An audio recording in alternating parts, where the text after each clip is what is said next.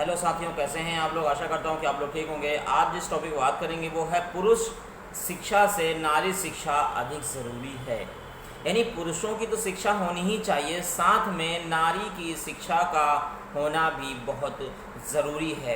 अगर नारी शिक्षा नहीं होगी तो आप जो है अपने घर को जो है अच्छे सही मार्ग पर नहीं ले जा सकते हैं, और जो हमारे घर के छोटे बच्चे या बड़े जो भी पूरा घर है, ख़ानदान है, उसको सही रास्ते पर कतई नहीं ले जा सकते हैं। और वो कहीं, क्योंकि जब शिक्षा नहीं होगी तो जो है आप अपने घर को सही से सही मार्गदर्शन नहीं कर सकते हैं। तो पुरुष को शिक्षित करने से कहीं अधिक ज़रूरी है कि किसी एक नारी को शिक्षित करना।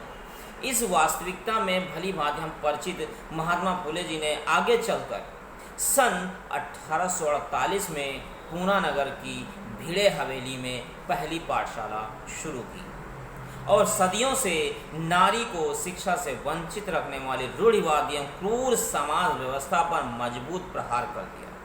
मतलब जो सदियों से चली आ रही थी कि नारी शिक्षा नहीं ग्रहण कर सकती है, तो इस पे उन्होंने बहुत ही क्रूर, बहुत ही कठोरता से जो है प्रहार किया। और इसके पूर्व सन 1832 में ब्रिटिश शासन द्वारा पूना में बुधवार वाड़ में एक मकान में एक पाठशाला खोली गई। इस पाठशाला में अपनी संतान का नाम दर्ज कराने के लिए छात्र के माता पिता के लिए जिलाधिकारी या उसके एजेंट की सिफारिशी चिट्ठी लाना अनिवार्य होता था। देखिए, आज हम शिक्षा को ग्रहण करने नहीं जाते हैं, तमाम के तमाम बहाने बनाते हैं, और जब हमको स्कूल पढ़ने जाने का मौका मिल जाता है तो हम सही से पढ़ाई नहीं करते हैं, जिसके कारण होता क्या है कि हमें समाज में बहुत सारी प्रॉब्लम फेस करनी पड़ती हैं। तो देखिए, यहाँ पर एक बहुत बड़ी बात, यानी उन्हें जो है स्कूल में एडमिशन लेने के लिए जिला अधिकारी या उसके असिस्टेंट या उसका कोई जो है कार्यकर्ता है, उसकी सिफारिशी चिट्ठी आपको स्कूल में देना पड़ता था। इस कठिन औपचारिकता को पूरा किए बिना बच्चे का दाखिला नहीं हो पाता था। इस कुत्सित मानसिकता के मनुवादी अधिकारियों द्वारा इस प्रकार की जटिल औपचारिकताएं इसलिए बनाई गई ताकि अतिशूद्र लोग इन शर्तों को पूरा न कर सकें, अशिक्षित व अनपढ़ ही रह जाएं। मतलब वो इन शर्तों को पूरा ना कर सके और अशिक्षित और अनपढ़ ही रह जाएं। यानी ये षड्यंत्रकारी तेरा सत्यानाश, ये षड्यंत्र था। इन सब कठोर शर्तों के बावजूद इस पाठशाला ख्याति सब ओर फैल गई।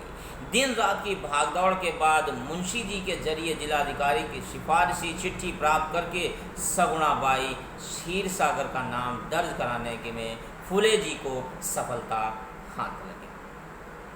तो ज्योतिबा फुले जैसे ही मजबूत जीवन के व्यक्ति ने खेती बाड़ी या खुद की शिक्षा था, सगुणा बाई और सावित्री बाई को पढ़ाने के कार्य एक साथ किए। यानी वो खेती भी करते थे और सगुणा बाई और सावित्री बाई फुले को वो पढ़ाने का काम भी किया करते थे।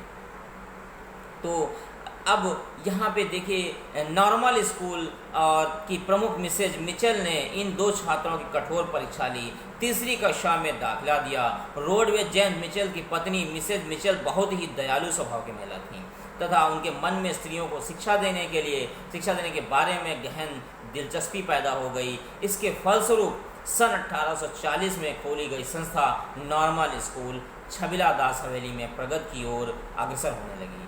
इसी संस्था में सावित्री बाई तथा सगुणा बाई की भली प्रकार शिक्षा दीक्षा हुई, यानी कि जो है उन्होंने अच्छे से पढ़ाई की। जातिवादी संकीर्ण मानसिकता के कारण ज्योतिबा फुले के इस स्कूल में सवर्ण जाति का कोई भी व्यक्ति अध्यापक बनने को तैयार नहीं हुआ। देखिए, यहाँ भी उनके साथ परेशानी आई कि कोई भी टीचर बनने के लिए तैयार ना हुआ।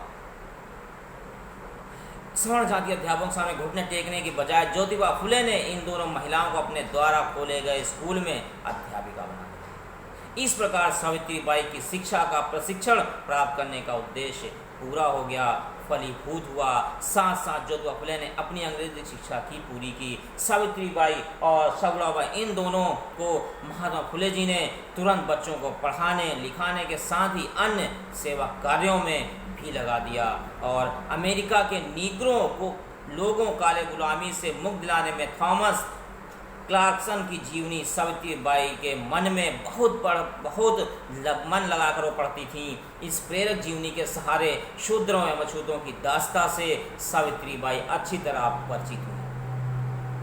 यानी जो अमेरिका में जो काले लोग थे, निग्रो जाति के लोग थे, उनके साथ भी वहाँ पे अत्याचार होता था, लेकिन वहाँ पे काले और गोरे का भेद होता था। तो यहाँ पे लेकिन जाति व्यवस्था थी। तो जब उन्होंने उनकी जीवनी पढ़ी, यानी इस प्रेरक जीवनी के सहारे शूद्रों एवं अछूतों की दास्ता से सावित्रीबाई अच्छी तरह परिचित हुई। थॉमस क्लार्कसन सन 1785 में कैम्ब्रिज विश्वविद्यालय का एक दरिया दिल उदार ध्यानशील छात्र था। अमेरिकी लोग अफ्रीका के निग्रो लोगों को गुलाम बनाए कर लाए थे। वे उनसे पशुओं की तरह व्यवहार करते थे और काम भी जैसे पशुओं से लिया जाता है उसी तरह से उनसे भी लेते थे। यही हाल हमारे यहाँ का भी था, हमारे समाज का था कि अछूतों के साथ पशुओं से भी कहीं ज़्यादा जो है उनके साथ भेदभाव होता था, कहीं ज़्यादा परेशानियां उनको फेस करनी पड़ती थी। यानी वो समाज में हर तरह का वो बर्ताव होता था जो एक पशु के साथ भी आदमी 10 बार सोच कर नहीं करता है, सोचता है करने के लिए। पशु से भी गए गुजरे हालात थे यहाँ के, और उनसे पशुओं का कान में टॉमस क्लार्कसन महोदय ने जब यह अन्याय देखा तो उन्होंने अन्याय के विरुद्ध लड़ना शुरू किया। उस कार्य में उन्होंने अपार सफलता मिली और गुलामी के विरुद्ध कानून बनाने के लिए सरकार को मजबूर कर दिया।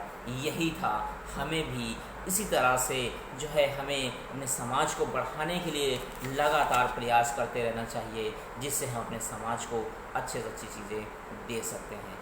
अब कल जो एपिसोड होगा, जिस एपिसोड के बारे में बात करूंगा वो होगा सहज समाज के तीखे उल्हाने। यानी सावित्रीबाई फुले पर बहुत ज़्यादा लोग कमेंट करते थे, तो ये कहानी अगले एपिसोड में आपको बताऊंगा। साथियों, हाँ, अगर आपको ये वीडियो अच्छी लगे तो इस वीडियो को ज़्यादा से ज़्यादा लाइक करें और शेयर करें, और हमारे चैनल पर नए हैं तो हमारे चैनल को सब्सक्राइब करें। Thank you.